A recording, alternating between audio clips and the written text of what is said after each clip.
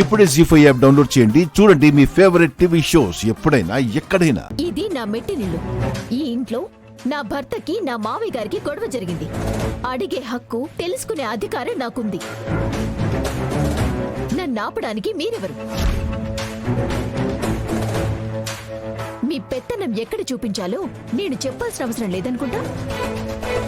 హద్దులు దాటి మాట్లాడుతున్నావు నిషిక. ఆపండి ఆపండి ఆపండి ఆపండి ఆపండి.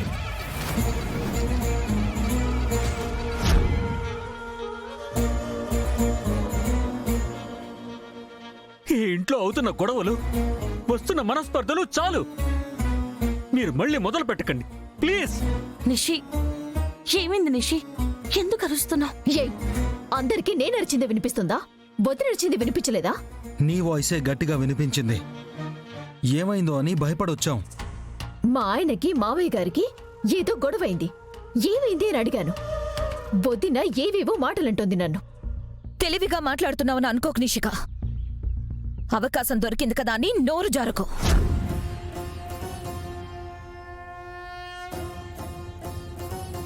బాబాయ్, మీరేం టెన్షన్ పడకండి. బిజినెస్ ని నేను చక్కదిద్దుతాను. నేను చూసుకుంటాను. బాబాయ్కి ఇప్పుడు రెస్ట్ అవసరం. దయచేసి అందరూ వెళ్ళండి.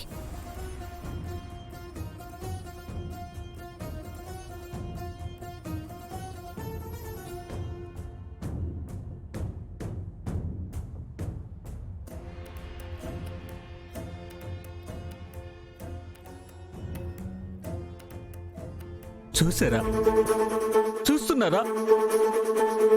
నా కళ్ళ ముందే నా కుటుంబం చల్లా చెదురైపోతుంది. నా వల్ల నా కుటుంబం కూలిపోతుంది. ఇదేగా మీకు కావాల్సింది? దీనికోసమే కదా మీరు వచ్చారు. నేను మీకు ఏ అన్యాయం చేశానని నాతో నా కుటుంబంతో ఇలా ఆడుకుంటున్నారు. దయచేసి దయచేసి నా ఇంట్లోంచి మీరు వెళ్ళిపోండి. వెళ్ళిపోండి. ఒక్కరోజు మీ కన్న కొడుకు అడిగిన ఒక్క ప్రశ్నకే మీరింతలా సతమతమవుతున్నారే, ఎంతలా బాధపడిపోతున్నారే.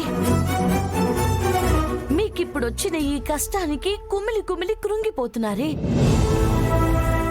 తెలిసినప్పటి నుంచి మీ తండ్రెవరు, అసలున్నాడా, మీ అమ్మని ఎందుకు వదిలేశాడు, ఇలా ప్రశ్నలతోటి, సూటిపోటి మాటలతోటి కేదార్ ఎంత నరకం అనుభవించాడో ఎప్పుడైనా ఒక్కసారైనా ఆలోచించారా? నిజం ఇంట్లో వాళ్ళకి తెలిస్తే ఏమవుతుందో ఇవాళ మీరు చూసేశారు. ఇప్పటికైనా సమస్య నుంచి పారిపోకుండా ఒక్కసారి నిలబడి సమస్యని ఎదుర్కోండి మావయ్య గారు. ఈ సమస్యని సామరస్యంగా పరిష్కరించుకుందాం.